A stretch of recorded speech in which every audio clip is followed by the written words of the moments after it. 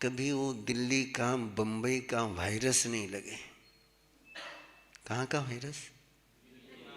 क्या कहते हैं दिल्ली बंबई वायरस को?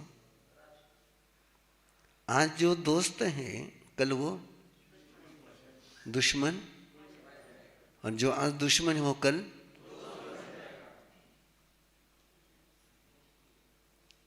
कल वो दुश्मन दोस्त नहीं बनता है, केवल मतलब से साथ में आता है। किससे साथ में आता है? और जो मतलब से साथ में आते हैं वे खतरनाक होते हैं। जो मति से साथ में आते हैं, मतलब और मति, जो मति से साथ में आते हैं।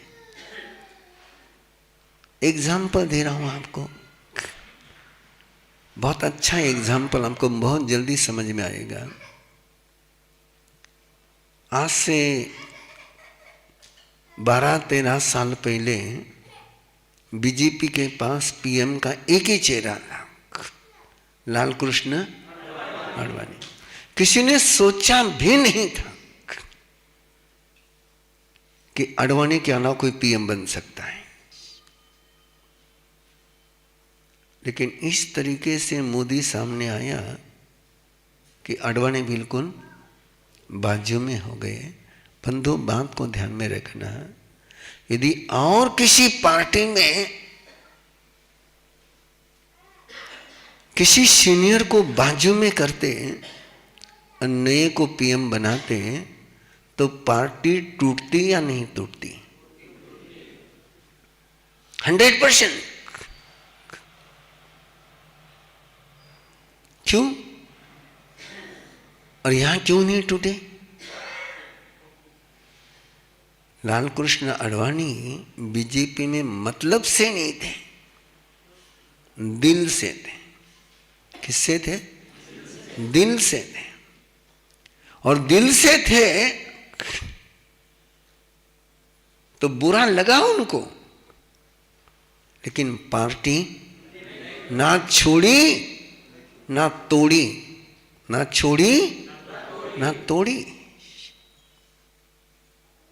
आपके घर की क्या स्थिति है? आपके परिवार की क्या स्थिति है? आपके मन जैसा नहीं हुआ, लाल कृष्ण आडवाणी बनोगे कि चाचा भतीजे बनोगे?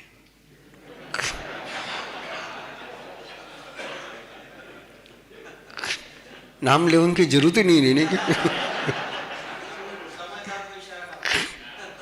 नाटक सगळं समझदार है। तो सिंपल क्वेश्चन है मेरा कि यदि आपकी स्थिति बनी ऐसी तो आप लाल कृष्ण आडवाणी बनोगे कि चाचा भतीजे बनोगे? ध्यान में रखना, तुम संत के सामने बोल रहे, कोर्ट में नहीं बोल रहे हो, है ना? कोर्ट का तो नियम होता है सौगन लेकर के झूठ बोलना, है ना? गीतीची शपथ खाऊन बोलतो, जे बोलल ते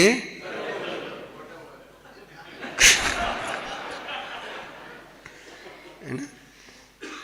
संत के सामने बैठने के बाद बिना शपथ के सत्य बोला जाता है। तो सच बताऊं, यदि ऐसी स्थिति कभी आपकी हुई तो लाल कृष्ण आडवाणी बनोगे कि चाचा भतीजे बनोगे? यस, मेरी भावना यही है। मेरे आज का आपके साथ बात करने का इतना ही सूत्र है। ये मत सोचना कि कभी आपके घर में स्थिति नहीं आएगी। ये मत सोचना कि आपके मन के खिलाफ घर में कुछ नहीं होगा। ये मत सोचना कि आप पर अन्याय नहीं होगा। लाल कृष्ण आडवाणी पर अन्याय हुआ कि नहीं हुआ? ये मत सोचना। कि आपके साथ न्याय होगा।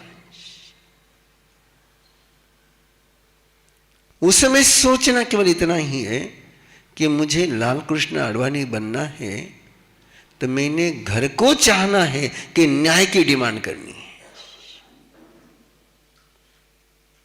मेरी डिमांड परिवार की रहेगी कि मेरी डिमांड न्याय की रहेगी। हमेशा हम किसकी डिमांड करते हैं? न्याय की। मारा साथे न्याय होना चाहिए। मैं ऐसे कई बेटों को जानता हूं, ऐसे कई परिवार को जानता हूं, बाप ने बंटवारा किया, उस बंटवारे को लेकर के बाप को कोर्ट में खींचा। किसको कोर्ट में खींचा? मैंने उस बेटे को बुलाया, मैंने कहा तेरे से बाप ने लिया कि तुझे कुछ दिया? नहीं, बोले उसको ज्यादा दिया, मुझे कम दिया। उसको मुझे, मैंने कहा तेरा कमाया हुआ दिया कि बाप का कमाया हुआ दिया? कमाया किसका था? नहीं, बोले अन्याय है। मैंने पूछा उसको, जिसने कमाया उसको यह अधिकार है या नहीं कि वो चाहे जिसको दे दे? नहीं, बोले मैं अन्याय सहन नहीं करूंगा, मैं अन्याय सहन नहीं करूंगा, मैं तो लेके रहूंगा। और कोर्ट से लेने के लिए पहले वकील को देना पड़ता है।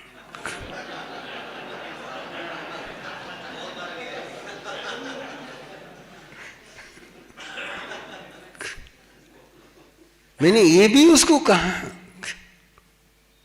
कि तू जितना वकील को देगा उससे कम ही पिता ने बेटे को दिया है। तेरी मन की शांति जाएगी, तुम्हारा प्रेम समाप्त होगा। नहीं, बोले मारा सब, बाकी सब कुछ हो सकता है लेकिन मैं अन्याय स्वीकार नहीं करूंगा। बंधु, याद रखना है, ये दो चीजें एक साथ नहीं मिलती है, न्याय और प्रेम।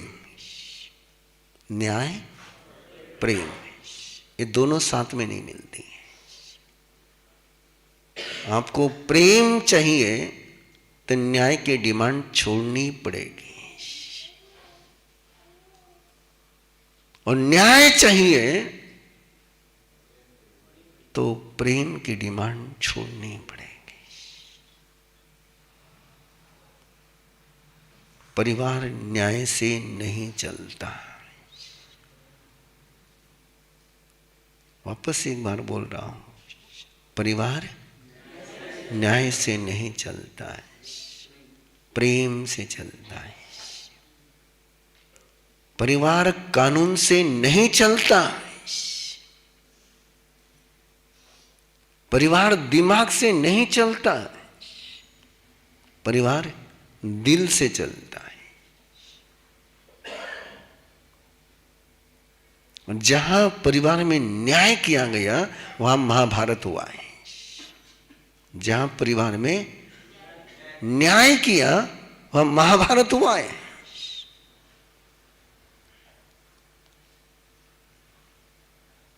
और जहां अन्याय स्वीकार किया गया वहां रामायण हुआ है।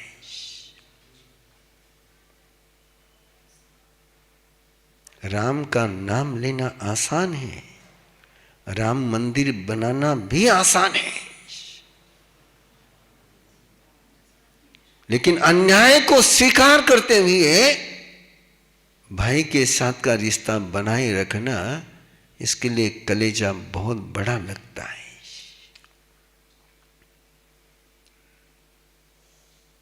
परिणाम देख लो सामने, न्याय की डिमांड करने वाले दोनों ही बर्बाद हो गए। यस और नो? और अन्याय को स्वीकार करने वाले को प्रेम भी मिला और राज्य भी